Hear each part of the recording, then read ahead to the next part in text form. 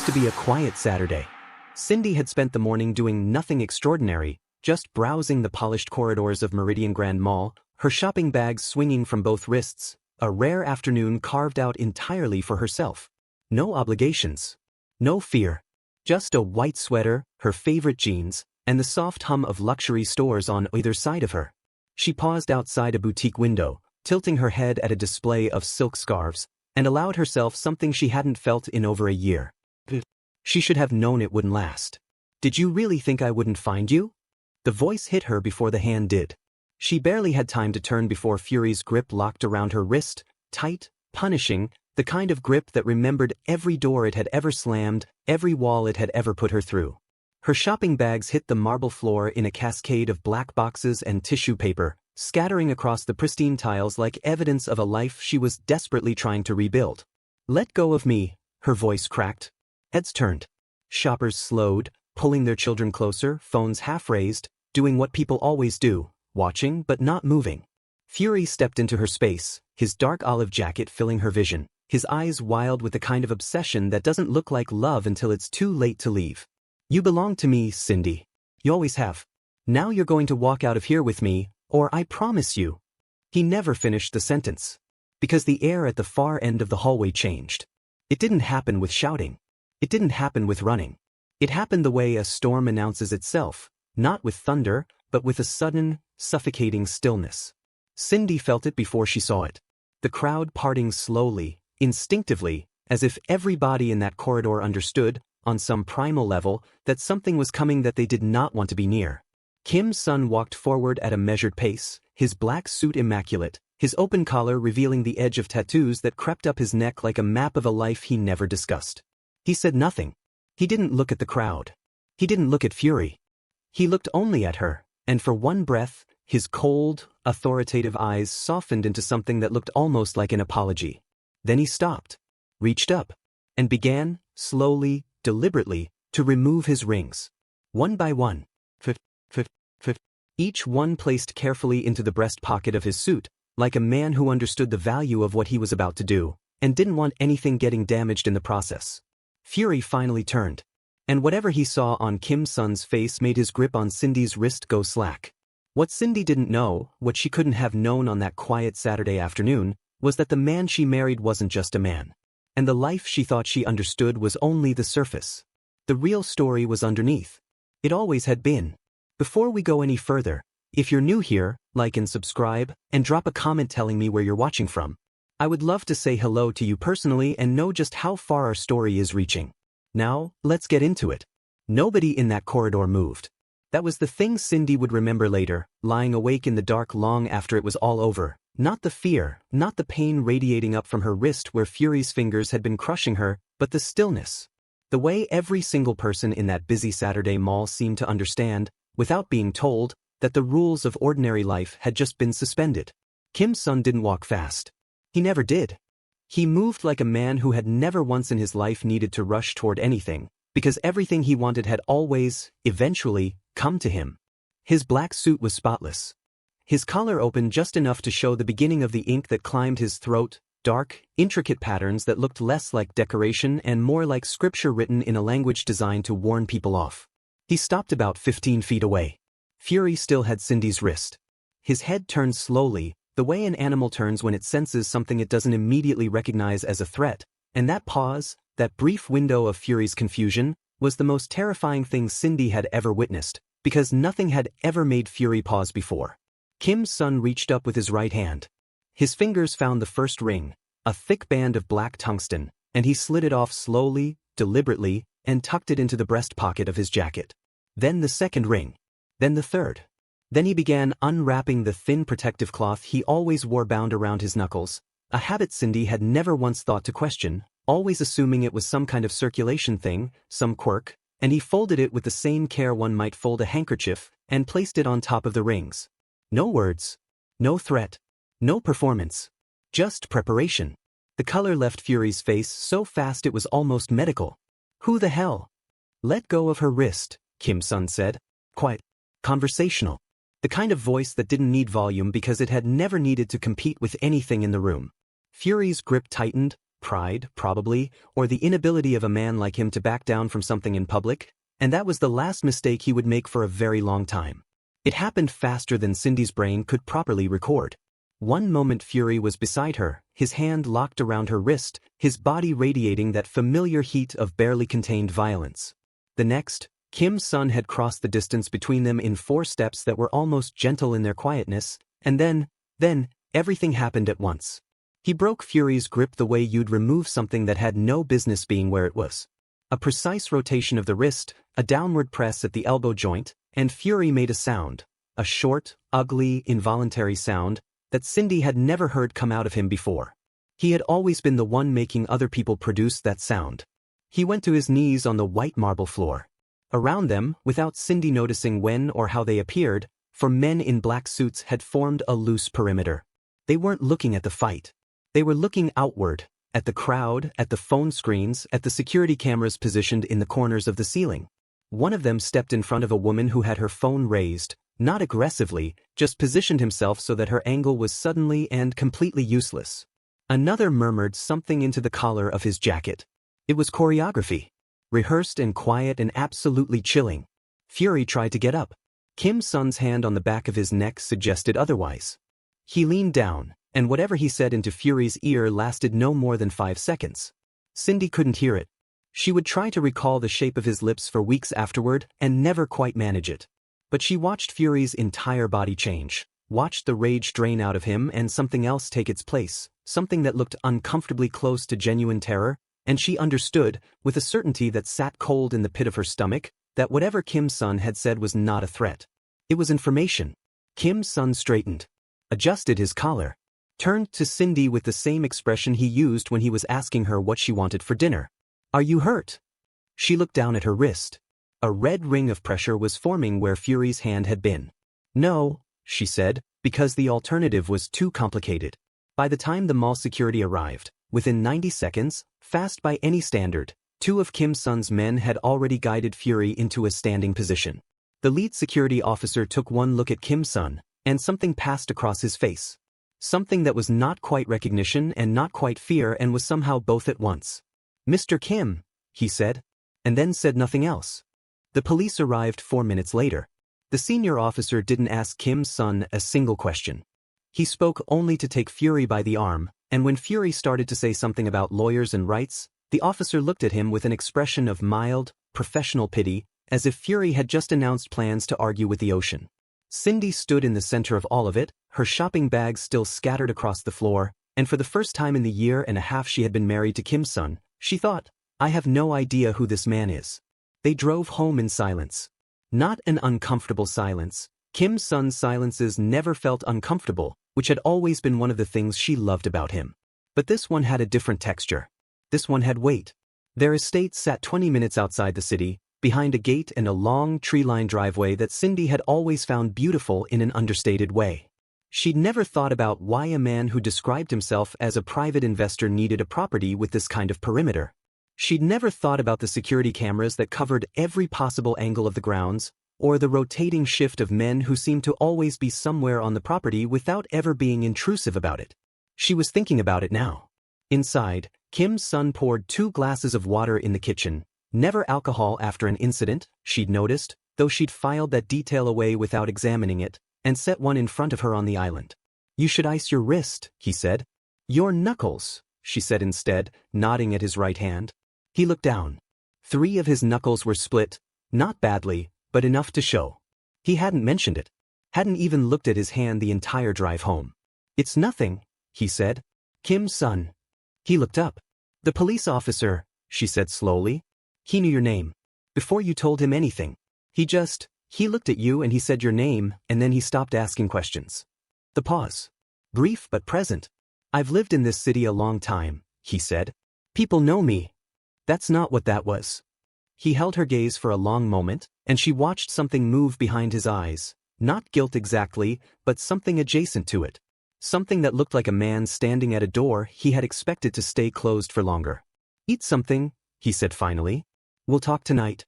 But tonight came and went, and he was on the phone in his study until well past midnight, and by the time he came to bed she was pretending to be asleep, which they both knew, and neither of them acknowledged. She lay in the dark listening to him breathe, and she thought about the rings. The deliberate, methodical removal of the rings. The way his men had materialized from nowhere. The way the police officer had said his name like a man who had been told, very clearly, on some previous occasion, exactly what that name meant. And she thought, investor. And the word felt, for the first time, like a costume. The message came 3 days after the mall. It didn't come to Sindy directly. It came through Patrice, her closest friend, who showed up at the estate on a Tuesday morning with shaking hands and a screenshot on her phone of a text message she had received from an unknown number. Tell Sindy she's a dead woman walking. Tell her Fury says to enjoy whatever time she thinks she has left. Patrice sat across from Sindy at the kitchen table and could barely hold the phone steady. Sin, we need to go to the police. He's already in police custody, Sindy said, reading the message again. The calmness in her own voice surprised her. He sent this from custody. Sindy, that means he has people. On the outside. Sindy set the phone down. She thought about the mall. About the 4 men in black suits who had appeared from nowhere. She thought about the cameras on the gate and the rotating shifts, and the things she'd been filing away for a year and a half without ever opening the file. You should go home, Patrice, she said. And don't come back here for a little while. What? Why? Because I don't know what this house is yet, Sindy said quietly. And until I do, I don't want you anywhere near it. She showed Kim's son the screenshot that evening. She watched his face. She'd become very good at watching his face, at finding the small movements that other people probably missed. His jaw tightened almost imperceptibly. His eyes went to a place somewhere behind her for about 2 seconds, calculating something she wasn't privy to. Then he pulled out his phone and sent a text. 2 lines. Within the hour, she heard the low sound of additional vehicles arriving at the gate. He won't be able to reach you, Kim's son said. How can you be sure? He looked at her with those steady, dark eyes, and she saw it again, that thing behind the door, pressing forward. Because I will make it impossible, he said. And somehow, impossibly, she believed him completely. She found it on a Thursday afternoon when he was out. She hadn't been looking for it, that was the honest truth, the version she would eventually tell him. She'd been looking for the building's maintenance panel because the humidity sensor in the east wing kept alarming, and his property manager had told her the manual override was somewhere on the lower level. She took the elevator to the basement. She'd been to the basement before, wine cellar, storage, the gym Kim's son used every morning at 5 a.m. before she was awake. But she had never noticed the door at the far end of the gym, recessed into the wall behind a structural column in a way that the eye just skipped over it. It was the cool air that made her look. A faint, climate-controlled exhale from a seam in the wall that shouldn't have had a seam. The panel behind the column required a code. She didn't have the code. She stood in front of it for a long moment, and then, almost on instinct, she typed in the date they'd met. The door unlocked. She would wonder about that for a long time afterward, whether he'd left it accessible to her deliberately, the way you leave a light on for someone you expect to come home eventually. The room beyond was roughly the size of their living room, climate-controlled and dark except for the blue glow of monitors that covered 3 entire walls from floor to ceiling. 42 screens. She counted them. 42, each displaying a different feed, intersections, warehouses, port facilities, the lobbies of buildings she recognized as significant, the interiors of what looked like restaurants and private clubs and parking structures. A citywide eye. A surveillance web that covered more of this metropolitan area than she would have thought any private individual could possibly access. At the center console, a map of the city glowed soft red, with nodes and lines of connection that looked like a nervous system. On the left wall, a single word was printed in clean sans serif type above a row of files. Syndicate. Sindy stood in the blue light of 42 screens for a very long time. She didn't run. She didn't cry. She stood very still the way she had learned to stand still in difficult moments, and she breathed, and she thought about the rings and the police officer and the men in black suits and every file she had refused to open for a year and a half. Then she went back upstairs, sat at the kitchen island, and waited for her husband to come home. If you're still with me, drop a like and subscribe right now, and tell me in the comments where you're watching from. I see every single comment and I will say hello back to you. We're only halfway through, and trust me, the second half of this story is where everything changes. He came through the front door at 7:15, and he knew before he reached the kitchen. She wasn't sure how, perhaps it was her posture, or the particular quality of the silence, or some instinct developed over a career built on reading rooms and people. But he stopped in the kitchen doorway, And whatever he was carrying in his expression shifted. He set his keys on the counter, sat down across from her. And for the first time in their marriage, he didn't reach for a conversation opener. He just waited. "Korean Syndicate," she said. The words landed in the space between them like something heavy. He didn't flinch. He didn't look away. He held her eyes and said, "Yes." She had expected denial first. She had prepared for denial. His directness disarmed her so completely that for a moment she couldn't find her next question. "How long?" she managed.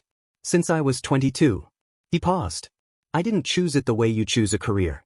I was born into the edge of it and I walked toward the center because it was the only direction that kept the people I loved alive." "And the people you loved," she said carefully. "Before me." Something crossed his face that she had never seen there before. A crack in the stone. Brief but real. "My sister," he said. "Her name was Hannah. She was 20 when men came for our family because my father owed a debt he couldn't pay. I was the only one who survived that night." He looked down at his hands, the bruised knuckles, the bare fingers where the rings usually sat. "I spent the next 4 years becoming the kind of man that those men would answer to. And I spent the 12 years after that building something they couldn't touch. A fortress," she said softly, remembering a word she hadn't understood until now.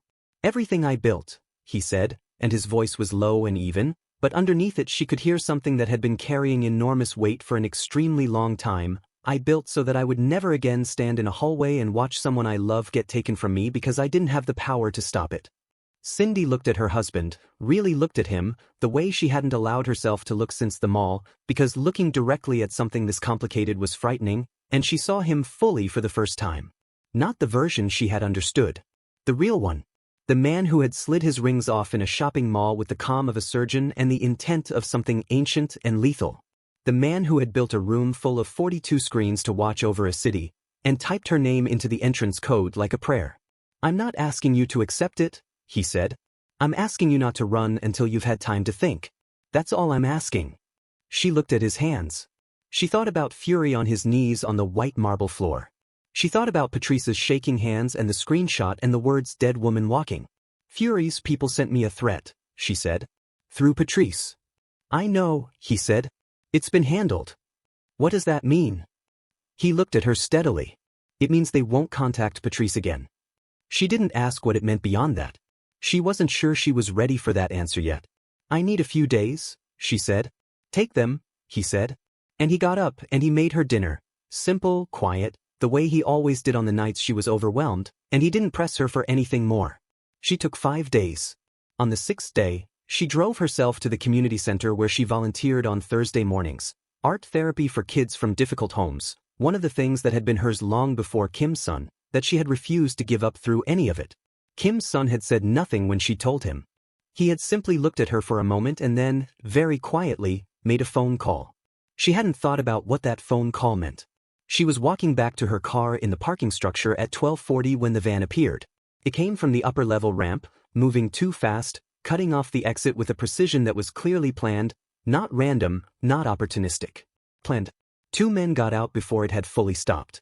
Big, the both of them, moving toward her with the focused efficiency of people who had been given very specific instructions. Sindy did not scream.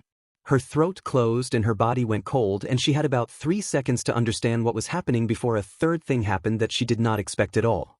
The men stopped. Not because of anything she did. They stopped because between them and her, from 2 separate directions, figures had simply materialized, unhurried, unannounced, appearing from behind concrete columns and a parked delivery truck with a calmness that was somehow more terrifying than urgency would have been.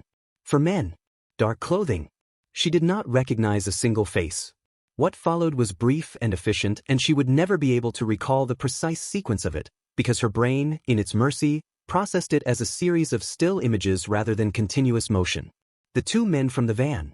The sound of something against concrete. A door. Voices in clipped, low Korean. Silence. One of the 4 men turned to her. He had a calm, professional face and he bowed his head slightly. "Mrs. Kim. There's a vehicle waiting at the south exit. We'll have you home in 20 minutes. "Who are you?" she asked, though she already knew the category if not the names. "We work for your husband," he said simply. She looked at the van. The 2 men were gone. The van's door hung open and the parking structure was entirely quiet and ordinary, and there was not a single other person in sight. She thought about what Kim's son had said. I built something they couldn't touch. She got into the waiting vehicle. She called him before they'd left the parking structure. He answered on the first ring, which told her he'd been waiting. I want to talk, she said. Tonight. All of it. I want to know all of it. I'll be home by 6, he said. She looked out the window at the city moving past her and thought about the 42 screens and the map with the red nodes and the word Syndicate on the wall, and she thought, this is the life I am in. Not the life she had expected. Not the life she had planned.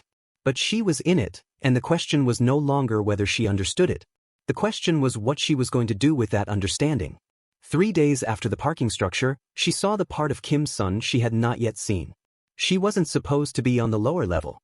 She had come down for her running shoes, which she'd left in the gym the previous morning, and she had heard the voices before she reached the bottom of the stairs, low, controlled, the kind of voice Kim's son used when the temperature in the room was something only he was managing. She stopped on the stairs. She did not go back up. Through the gap in the gym door she could see the far room, the surveillance room, door open, and inside it, seated in a chair with his hands bound to its arms with the bored competence of men who did this routinely, was someone she did not recognize. Probably mid-20s. Trying very hard to look unafraid and failing. Kim's son stood in front of him. He was in a dark shirt, no jacket, and the tattoos that his suit usually concealed were fully visible, intricate, extensive, climbing both arms and the full length of his throat, dense with the kind of symbolism she had begun to look up quietly in the past week. He was not yelling. He was never going to yell. He was speaking in the particular quiet that she now understood was not restraint but precision. A scalpel, not a hammer, and the young man in the chair was responding with increasingly unsteady voice. She couldn't hear everything. She caught fury. She caught a location. She caught Kim's son's silence in response to something the young man said, a silence that lasted about 4 seconds and was, she realized, watching the young man's face, far more frightening than any response would have been. She went back upstairs before it was over. She sat at the kitchen island with her running shoes in her lap, and she sat with what she had seen. Not flinching from it. Not crying over it. Just sitting with it the way she had been taught in another life to sit with difficult truths until you knew what they actually were. The truth was this. The man downstairs was monstrous in a way she had not personally witnessed before. The truth was also this. The man who came upstairs 40 minutes later, who washed his hands at the kitchen sink and turned to find her sitting there with her shoes in her lap, had the same eyes he always had when he looked at her. The same careful attention. The same barely visible softness that he reserved, she was beginning to understand, exclusively for her. You heard, he said. Some of it. He nodded. Dried his hands. Leaned against the counter. I'm not going to pretend you didn't, he said. And I'm not going to pretend it was something other than what it was. I know, she said. Does it change?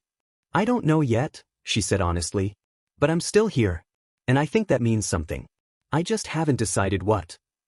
He looked at her for a long moment, and she saw a man who had spent his entire adult life being absolutely certain about everything encountering something he could not control, and choosing, very deliberately, not to try. Then I'll wait, he said, until you do. On a Saturday morning 2 weeks later, Kim's son told her to get dressed. Not dressed for brunch. Not dressed for the city. He handed her a jacket she hadn't seen before, dark, practical, nothing like her usual wardrobe, and he said, there's something I need you to be present for. But only if you choose to be. You can say no.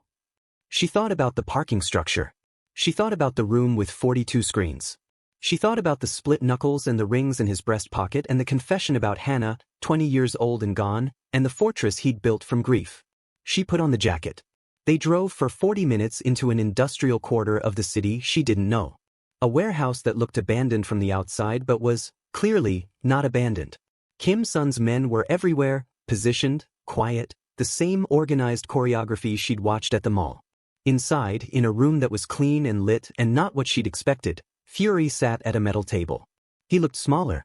The orange of a detention jumpsuit had replaced the dark olive jacket.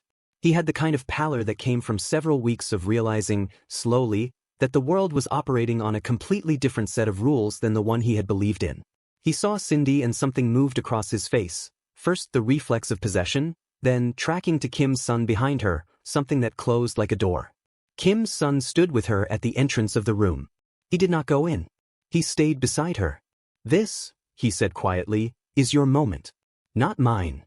She looked at Fury across the room. The man who had taken years of her life and called it love. The man who had found her in a shopping mall and grabbed her wrist in front of strangers because he had never once in his life faced a consequence. She was looking at a man who was, for the first time, facing one. She walked in alone. She didn't perform it. She didn't need to be dramatic. She sat down across from him and she looked at him. Really looked, the way you look at something that used to own you and now simply doesn't, and she said, quietly and clearly, you're going to sign the dissolution papers. All of them. Every asset claim you tried to file. Every appeal. All of it. You're going to sign and you're never going to look for me again. And if I don't? His voice was trying to be what it used to be. It wasn't quite making it. She glanced back at Kim's son in the doorway, and then she looked back at Fury with something she had not had the last time she sat across from him. Then you stay in that chair, she said simply, and my husband finishes the conversation that started in the mall. The silence that followed lasted exactly 8 seconds. Then Fury said, get me the papers. She stood up. She smoothed the front of her jacket. She walked back to the door, back to Kim's son, and when she reached him he looked at her face and something in his expression shifted, not pride, exactly, but something that ran alongside it. Done, he asked. Done, she said. A month later, Sindy stood at the window of the estate's upper gallery, looking out at the city on the horizon, distant and lit and complicated and full of all the things she now understood it to contain. She had been thinking in the weeks since the warehouse about the word choice. About how many of her choices over the past 2 years she had believed were made for her. Fury choosing to find her. Kim's son choosing to step into a mall hallway and take his rings off. The syndicate existing before she arrived in it. But she had also chosen. She had chosen to put on the jacket that Saturday morning. She had chosen to walk into that room alone. She had chosen to stay in this house past the moment when leaving would have been the simpler thing. Kim's son found her at the window the way he always found her, quietly, without announcement, simply there when she turned. He held 2 glasses of water. He handed her one. What are you thinking about? He asked. The city, she said. All of it. How much of it you can see from that room downstairs? Yes. How much of it you're responsible for? The pause. That's one way to put it. She turned to look at him fully. I want to understand it, she said. Not from the outside. I want to understand what you actually do. Why you do it. What the structure is and who the people are and what it costs.